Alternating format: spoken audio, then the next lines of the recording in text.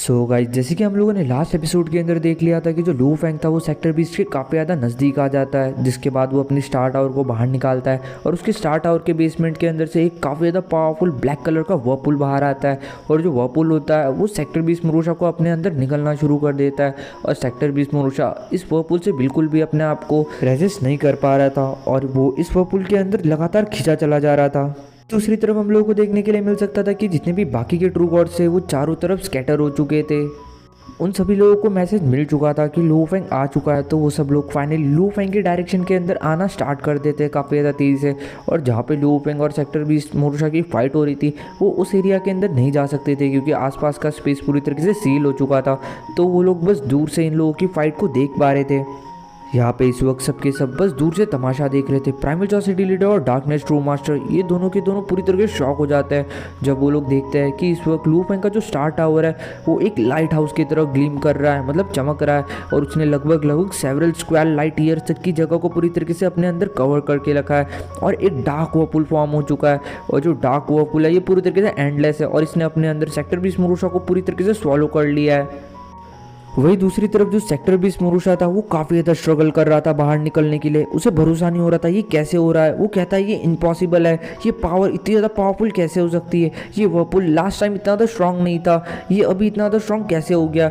एकदम से जो मरूशा होता है वो अपनी बॉडी को 99 पार्ट्स के अंदर डिवाइड करता है और अपने बॉडी को 99 पार्ट्स के अंदर डिवाइड करने के बाद वो वहाँ से भागने की कोशिश करता है, लेकिन उसके बाद वो और ज़्यादा कमज़ोर हो जाता है और ज़्यादा तेज़ी से उस सेक्टर 20 अपने आप को वापस से रिकम्बाइन कर लेता है क्योंकि उसने नोटिस कर लिया था कि जब उसने अपनी बॉडी को 99 पार्ट्स के अंदर डिवाइड कर दिया था तो उसके बाद वो और भी ज़्यादा तेज़ी से उस वर्पुल की तरफ खींचा चले जा रहा था और इसलिए वो अपने बॉडी को वापस से रिकम्बाइन कर लेता है। लेकिन इसके बाद भी कोई ज़्यादा फर्क नहीं पड़ा था, वो काफ़ी ज़्यादा तेज़ी से उस वर्पुल के अंदर खींचा चला जाता है। वो काफ़ी ज़्यादा स्ट्रगल करता है लेकिन एट द एंड कुछ नहीं हो पाता और वो बस इसी चीज़ से सोचते रह जाता है कि लास्ट टाइम जब लू फेंग उसे मिला था तो वो इतना ज़्यादा पावरफुल नहीं था, लेकिन अभी वो लू फेंग को 1% भी रेजिस्ट नहीं कर पा रहा है। टाइम के अंदर हम लोगों को देखने के लिए मिलता है जो सेक्टर 20 मरूशा होता है वो पूरी तरीके से उस स्टार टावर के अंदर गायब हो जाता है और चारों तरफ वापस से पूरी तरीके से शांति हो जाती है।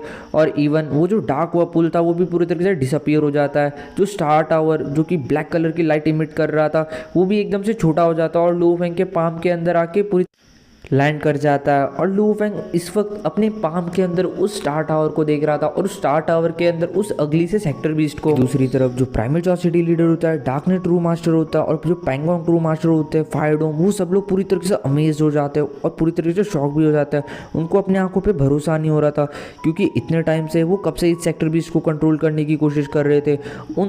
वो सब मिलके भी इस सेक्टर 20 को पूरी तरीके से कंट्रोल किया, उसके साथ डील भी नहीं कर पा रहे थे। वो तो उसे एक जगह पे रोक भी नहीं पा रहे थे। वो सेक्टर 20 बार बार अपनी ब्लड लाइट स्किल्स को यूज़ करता था और इवन प्राइमल लीडर भी उसे ट्रैप नहीं कर पा रहे थे। लेकिन लू फेंग ने एक झटके में आके इतने आसानी से उसे आराम से ट्रैप कर लिया।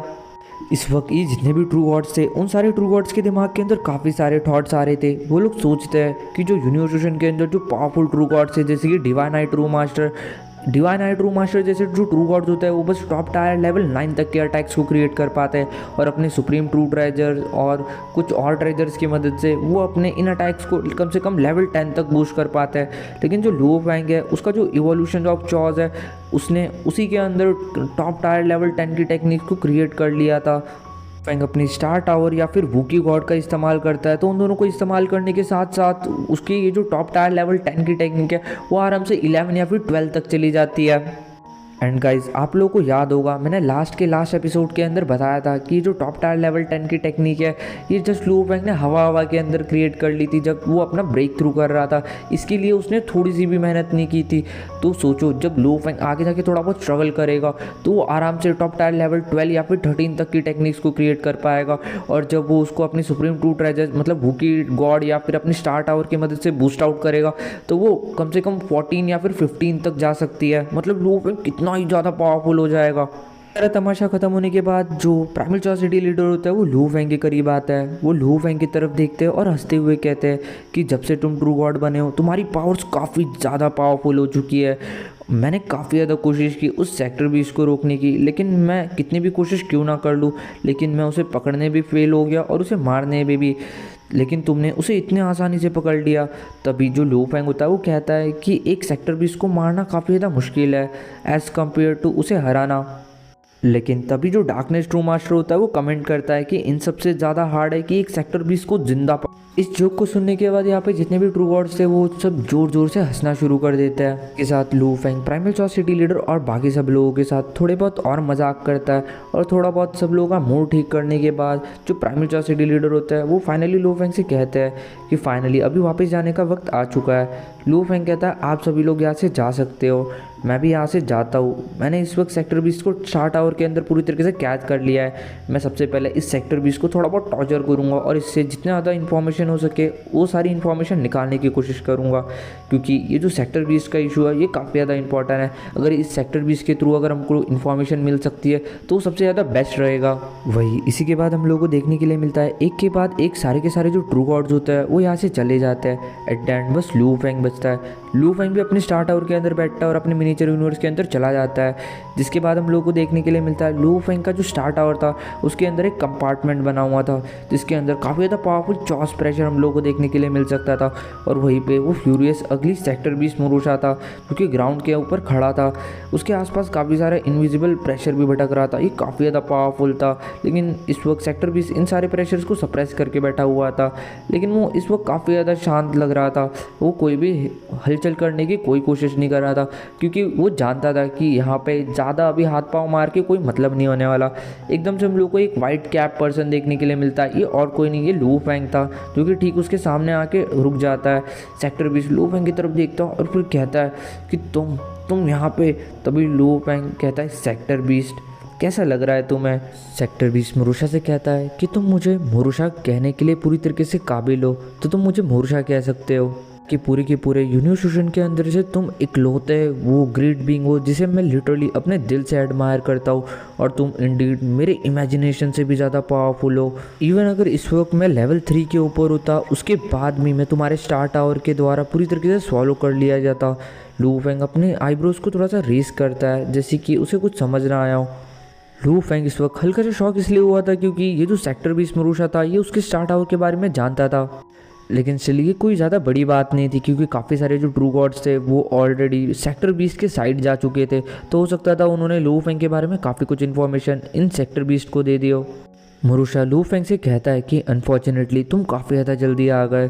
मैंने अज्यूम किया था कि तुम स्टिल किसी मिनिएचर यूनिवर्स को गार्ड कर रहे होंगे, किसी ट्रू गॉड के फर्स्ट या फिर सेकंड इनकार्नेशन एरा का, तो तुम्हें कुछ डेज तो लगेंगे ही वापस आने के लिए।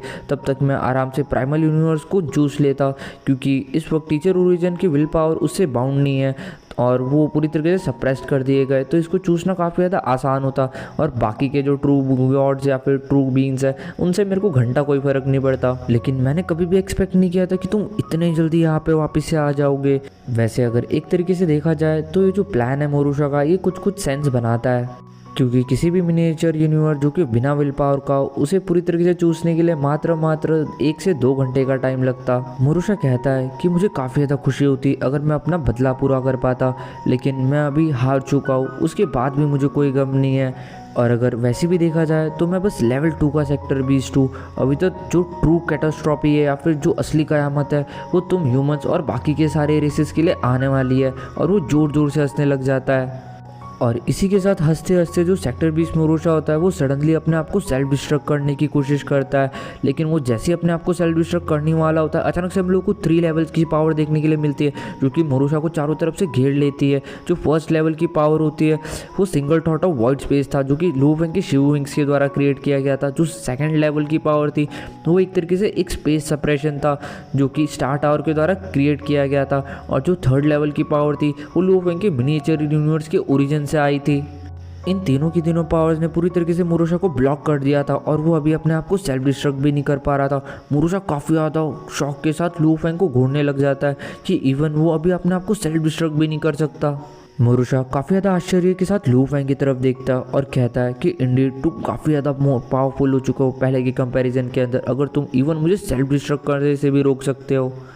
अगर गाइस इस जगह पे अगर एक तरीके से देखा जाए, अगर लू फैंग ने अपनी गोल्डी पावर्स का यूज़ किया होता तो मोरुशा जो था वो इवन गोल्डी पावर्स को न्यूट्रलाइज करने की कोशिश भी कर सकता था। लेकिन हाउएवर इस वक्त जो पावर्स यूज़ हुई थी लू फैंग की, वो single thought of void space, ceiling space of star tower और उसके अलावा लू फैंग की ओरिजिन की पावर्स यूज़ हुई थी। और इनमें से कोई भी चीज़ लू फैंग की गोल्डी पावर को कंज्यूम नहीं करता, तो इसमें से मोरुशा किसी भी चीज़ को यूटिलाइज नहीं कर सकता था। तो एक तरीके से मोरुशा पूरी तरीके से कैप्चर ही हो चुका था और वो इवन फाइट भी नहीं कर सकता था, इन पावर्स को रेजिस्ट भी नहीं कर सकता था। लू फैंग सेक्टर 20 से कहता है कि मैं तुम्हें इतनी जल्दी तो नहीं मरने देने वाला, इतने मुश्किल से तो तुम मेरे हाथ में आए हो और अभी अभी तो तुम यहाँ पे आए हो, तुम्हारी तो अभी खातिरदारी होना बाकी है। ये बात जो मोरुशा होता है वो इन सारी चीज़ों को सुनने के बाद थोड़ा सा हंसता है और स्माइल करते हुए वो कहता है कि तुम्हें क्या लगता है अगर तुम मुझे सेल्फ डिस्ट्रक्ट करने से रोक दोगे तो तुम इस रियल कैटास्ट्रॉफी को रोक सकते हो। ये लिटरली किसी काम का नहीं है। मुझे ट्रैप करने का मतलब ये नहीं कि रियल किंग ऑफ सेक्टर 20 कभी बॉर्न नहीं हो पाएगा। लू फैंग स्माइल करता है और कहता है अरे लेकिन ऐसे कैसे, अकॉर्डिंग टू ओरिजिनल माइंड ने तो कहा था कि सेक्टर 20 एक दूसरे को स्वॉलो करता है अनटिल एक लास्ट सेक्टर 20 नहीं बच पाता जो कि फाइनल किंग होता है। और इस वक्त लू फैंग एक चीज़ सोच रहा था कि अगर वो इस सेक्टर 20 को कैद करके रखता है तो इसे बाकी के सेक्टर 20 नहीं मार पाएंगे और स्वॉलो नहीं कर पाएंगे, जिसके कारण जो फाइनल सेक्टर 20 है वो बॉर्न नहीं होगा कभी भी। मोरुशा लू फैंग की इन सारी बातों को सुनने के बाद कहता है कि तुम काफ़ी ज़्यादा गलत सोचते हो। इवन अगर मैं अपने आप को सेल्फ डिस्ट्रक्ट नहीं भी कर सकता, स्टिल मुझे फाइनल सेक्टर 20 के साथ फाइट करना ही पड़ेगा, अदरवाइज़ मैं मर जाऊंगा। यही हमारी किस्मत होती है, यही हमारा फेथ होता है। हम इस चीज़ में कुछ नहीं कर सके, हमें आपस में एक दूसरे के साथ फाइट करनी ही पड़ती है, चाहे हम चाहे या ना चाहे। लू फैंग मोरुशा की बात सुनने के बाद मन ही मन सोचता है कि इस वक्त ये जो मोरुशा है ये झूठ नहीं बोल रहा, ऐसा लगता है क्योंकि ये कोइंसिडेंट नहीं हो सकता, क्योंकि आज तक जब भी सेक्टर 20 आया हमेशा एक अल्टीमेट किंग बॉर्न हुआ है और ऐसा कभी भी नहीं हुआ कि कोई भी अल्टीमेट किंग रुक पाया हो। लू फैंग सेक्टर 20 से और ज़्यादा इन्फॉर्मेशन निकालने की कोशिश करता है। वो उसे बोलता है कि तुम काफ़ी ज़्यादा कॉन्फिडेंट दिखते हो, क्या तुम सच्ची में उतने ज़्यादा पावरफुल हो? मोरुशा कहता है ऑफ कोर्स ये काफ़ी ज़्यादा इजी है, हम लोगों के लिए काफ़ी ज़्यादा इजी है। तुम यूनिवर्स ओशन के वासियों को पूरी तरीके से ख़त्म करना, इवन जो ओरिजिनल यूनिवर्स है उसे भी हमारे सामने अपने आप को सेल्फ डिस्ट्रॉय करना पड़ता है। लेकिन लू फैंग सेक्टर 20 की तरफ देखता है और स्माइल करते हुए बोलता है लेकिन तुम्हें पकड़ना तो मेरे बाई उंगली का खेल था। सेक्टर 20 हंसते हुए कहता है मैं बस लेवल 2 के ऊपर था, तो मुझे पकड़ के ज़्यादा खुश होने की ज़रूरत नहीं है। और साथ ही साथ मैं जानता हूँ कि तुम मेरे मुंह से सारी की सारी इन्फॉर्मेशन निकलवाना चाहते हो, तो इतनी ज़्यादा बातों को घुमाने की कोई ज़रूरत नहीं है, सीधा डायरेक्टली पूछ लो। लू फैंग बोलता है चलो ठीक है, मुझे डायरेक्टली बता दो कि सेक्टर 20 नेस्ट के अंदर कितने सारे सेक्टर 20 है। वही जो मोरुशा होता है वो ज़ोर ज़ोर से हंसता और फिर कहता है अच्छा तुम्हें सच्ची में लगता है कि मैं तुम्हें इस तरीके से बता दूंगा? मैंने नहीं सोचा था कि तुम सच्ची में इतने ज़्यादा पागल रहोगे कि मैं तुम्हें बोलूँगा कि तुम डायरेक्टली मुझसे पूछ लो और तुम पूछ भी लोगे। और इसी के बाद सेक्टर 20 मोरुशा ज़ोर ज़ोर से हंसने लग जाता है। मोरुशा लू फैंग की तरफ देखता है और उसे कहता है कि तुम एक नंबर के बैल बुद्धि हो, तुम मेरा कुछ भी नहीं कर सकते, तुम मुझे मारना चाहते हो, आ जाओ मारो मुझे मारो, दम है तुम्हारे अंदर। अरे अरे अरे बच्चा देखो रो रहा है, मेरे को मार नहीं पा रहा। लू फैंग इन सब चीज़ों से थोड़ा बहुत इरिटेट होता है और वो सेक्टर 20 मोरुशा की तरफ देखता है और कहता है कि अगर तुम इस तरीके से अपना मुंह नहीं खोलोगे तो फाइनली मुझे तुम्हें अपना स्लेव बनाना ही पड़ेगा, और तुम्हें अपना स्लेव बनाने के बाद तुम्हें मेरे ऑर्डर्स को फॉलो करना ही होगा।